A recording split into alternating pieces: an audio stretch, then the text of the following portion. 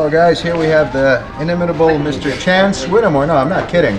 For those of you who don't know him but should know better, he is of Great Estate Pipes on eBay. Very famous man. He's a pipe restorer. Carver? Do you carve pipes? Nope, I don't carve. He might as well carve them with how well he restores them. And he's had a long-standing history of doing very fine work, having prolific stock, and basically being able to get kick-ass pipes and make them even better after he's done with them. Am I wrong? No, that's it. Humility incarnate. It's definitely not one of the strong points, precisely because everything else is.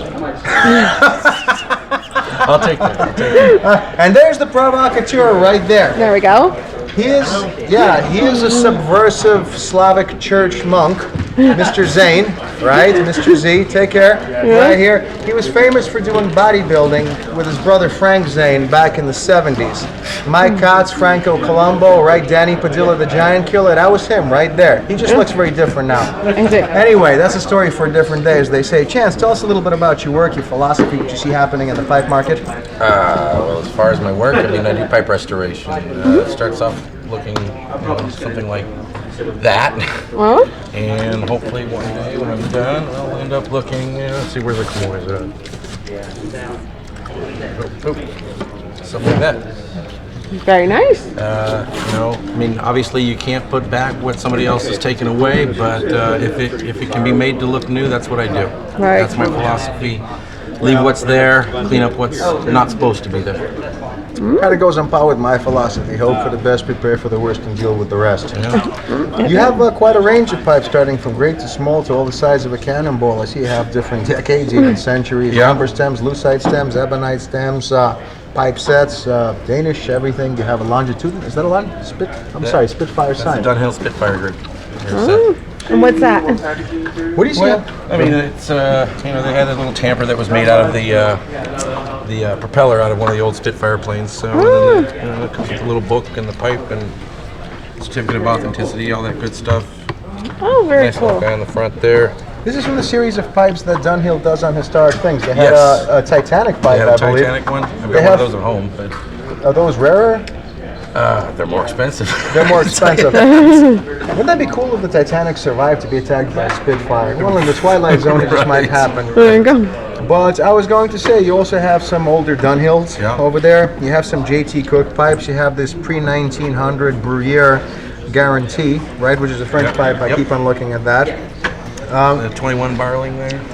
1921 Barling? Yeah. Which one's this? Scary. Oh, wow. Hallmark silver band. 1921 Barling, son of a gun. Yeah. Wow. Original alligator case. That's a hell of a pipe. I didn't even see that. That's Meerschaum.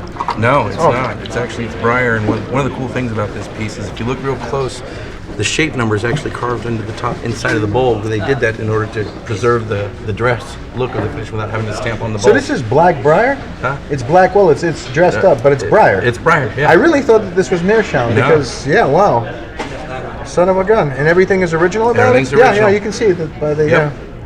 1921 Barling. That's a hell of a pipe. In case it's unsmoked. And it's not unsmoked. It's smoked about 2 or 3 times.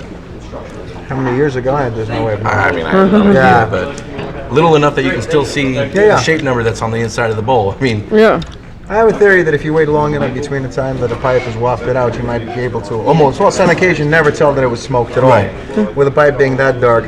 What do you see happening in the pipe market today? What are the directions? Are people going more for estate pipes or going more for new ones, trying to restore? What do you see happening?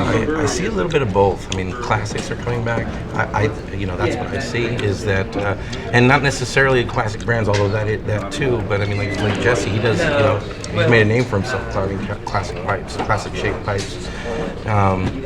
People are moving away from factory pipes per se. Sure. But although there are still quite a lot. I mean, I'm glad the factory market is there because there's a lot of people that are never going to afford an artisanal pipe. And there's still some great pipes out there.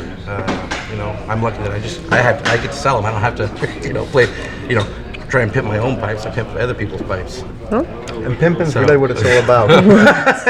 Pimping pipes. Yeah, you should have like an alternate handle, pipe pimp. But the classics are always going to do well. As far as it falls in and out of favor. Which carvers are doing well and which ones aren't. Although there are some that are always going to be in favor. I mean, Iverson pipes are going to be in favor. Conowitz pipes, Sven Bank pipes are going to be in favor. never. Sure. Yeah. Angeli's Bonor as well, yeah. Absolutely. The people who can even get Jorn Mickey pipe. I've actually Yeah. never seen one in person, have you? I have. I've seen 2. That's a lot. Have you been in this for how long? Well, I mean,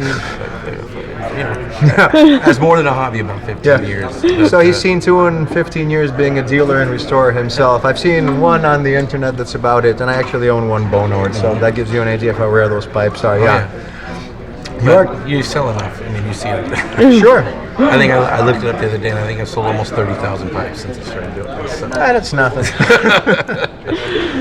You sold 30,000. I've sold about 30,000. And you had to restore them. Yeah, because you no, I don't restore sell all the pipes. anything unrestored. It's not how I do things. Basically, you have a GBD Horry Jameson, if Yeah. I'm not mistaken. Yep. Yeah, those are very distinct pipes. Some of these are interesting because the ones with the 750 heavy gold bands were going for about, what, 750 to Yeah. $1,000 in 1978 when they were made? Yeah. And there were some sets of them with gold bands that appeared sure. on eBay that were retailing for about 10,000, which is the same price they were retailing for back then. Yeah, almost 40 years ago.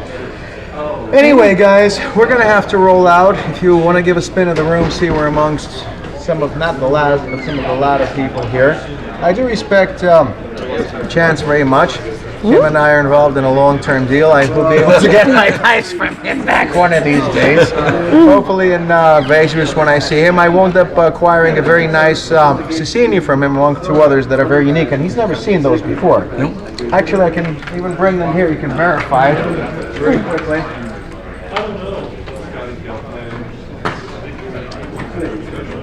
This would be a 8-dot table Cecchini pipe that's along with the fishtail logo. Beautiful piece. Yep, 4 here, 4 there. And you can see the original nomenclature here. I don't know how it's angled. Oh yes, you can see it's sort of over there. But you've never seen a piece like this. No. You were like, what the hell when you saw it, right? Right. And this is actually a Cecchini, also fishtail, by Joe Cecchini. JNS is on the mouthpiece. XXL Specially Select. Chance originally thought that this may be a replacement mouthpiece, but then I called his attention to the original Patent on the bottom. yeah, patent number on the bottom, and the idea was that since it's not beveled, but the patent number overtakes the lack of Yep. beveling, and the I forgot the aluminum. What are these Stinger. called? Stingers. Yes. Okay. They were actually popular in a lot of pipes in the 50s, Yes. but they started in the 30s. But they gained prominence in the 50s. That this is an all original pipe, and it's interesting because the shape of it is more reminiscent of a 60s Sheridan. Yep. And for a pipe that was, if this was a Joe Cecchini, what years would this be? 20s, 30s? Well, I mean, definitely no later than the early 40s. It's 40s. pre-World War II. For Yeah, sure. it's pre-World War II for sure, and considering the size and the grain and the shape of the pipe, it's really a hell of a piece. This was originally part of Tony Soderman's collection, and I was fortunate to get it. So guys, anyway, take care. I'm going to shake the man's hand. He does command my respect, and hopefully you'll give us your support. Show a little love. We give plenty back. Take care. Peace. Smoke in peace. Blow to pieces.